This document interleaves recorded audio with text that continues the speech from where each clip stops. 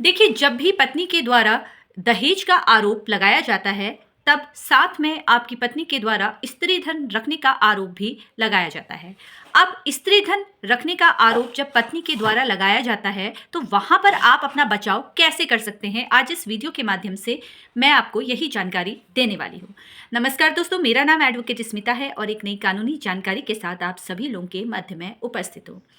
सबसे पहले आप सभी से निवेदन करूंगी कि इसी तरीके से आप सोशल मीडिया के अलग-अलग प्लेटफॉर्म पर मुझसे जुड़ सकते हैं, मुझसे संपर्क कर सकते हैं और अभी तक जिसने मेरा यूट्यूब चैनल, इंस्टाग्राम आईडी और फेसबुक पेज लाइक और सब्सक्राइब नहीं किया है, तो आप सभी से निवेदन करूंगी कि आप वहां पर भी जुड़कर मुझसे कानूनी जानकारी प्राप्त कर सकते हैं। चलिए शुरू करते हैं कि आखिर जब पत्नी के द्वारा दहेज का केस आपके ऊपर लगाया जाता है और साथ में पत्नी के द्वारा स्त्री धन रखने का आरोप लगाया जाता है, तो वहां पर आप अपना बचाव कैसे कर सकते हैं। तो सवाल है कि पत्नी जब पति के ऊपर आरोप लगाती है और उसके द्वारा एक आरोप लगाया जाता है स्त्री धन रखने का आरोप। देखिए, महिलाओं के पास अपना स्त्री धन यानी कि आभूषण अपने पास ही रहते हैं या फिर वो लॉकर में संभाल कर रखती है और जब भी पत्नी के द्वारा घर छोड़कर जाया जाता है, तो सबसे पहले वो अपनी ज्वेलरी, अपना जितने भी डॉक्यूमेंट है, वो सारी चीज़ें लेकर चली जाती है। लेकिन ले जाने के बावजूद वो ये सारा आरोप अपने पति पर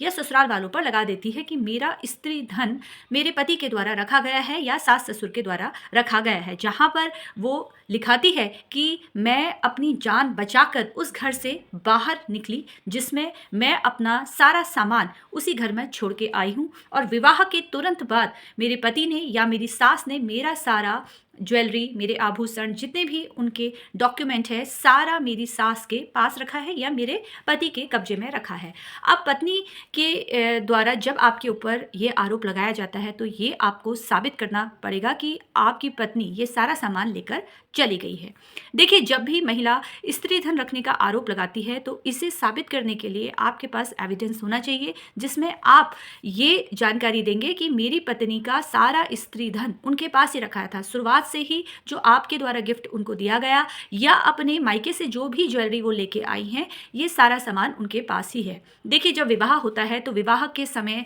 रिश्तेदार, नातेदार कोई छोटी चीज़ें देते हैं, कोई बड़ी चीज़ें देते हैं, जैसे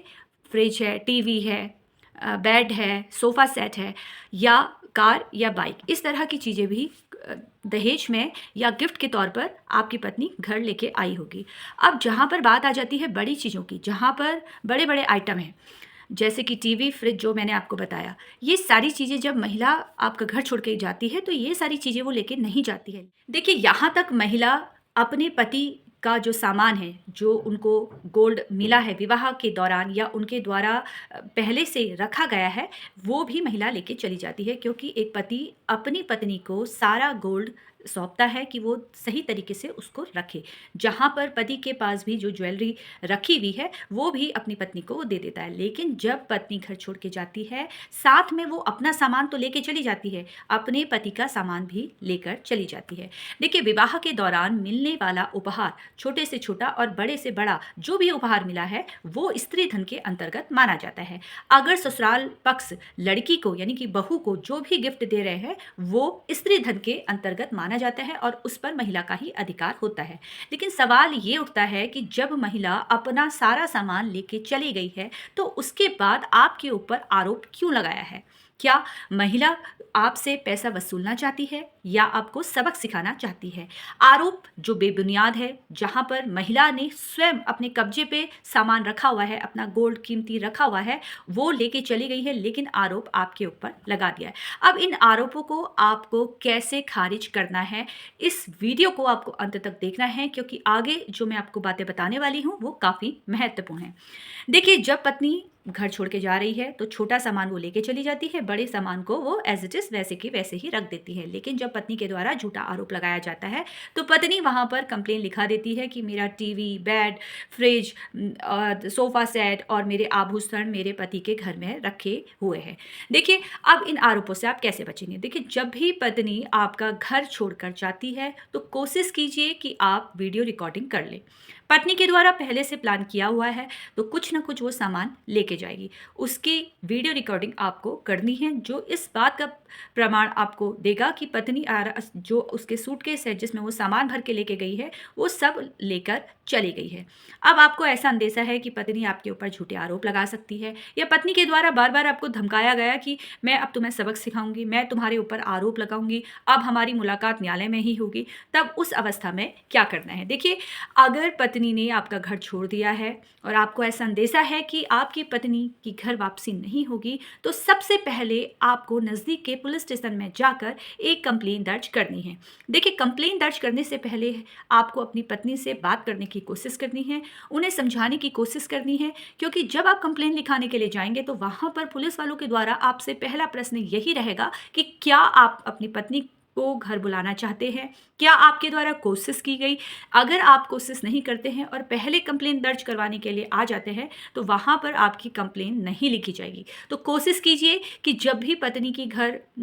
आपका घर छोड़ के जा रही है तो पहले उन्हें मनाने की कोशिश कीजिए। आपके द्वारा बार बार कोशिश की गई लेकिन महिला आपका घर में वापसी नहीं करना चाहती है, तो ऐसी अवस्था में फिर आपको कंप्लेन दर्ज करनी होगी। देखिए, कंप्लेन दर्ज करने में जब या महिला के द्वारा पहले से कंप्लेन दर्ज करवा दी गई है तो ऐसी अवस्था में आपको महिला थाने में एक एप्लीकेशन लिखनी है, जिसमें आप ये लिखेंगे कि मेरी पत्नी इस तिथि को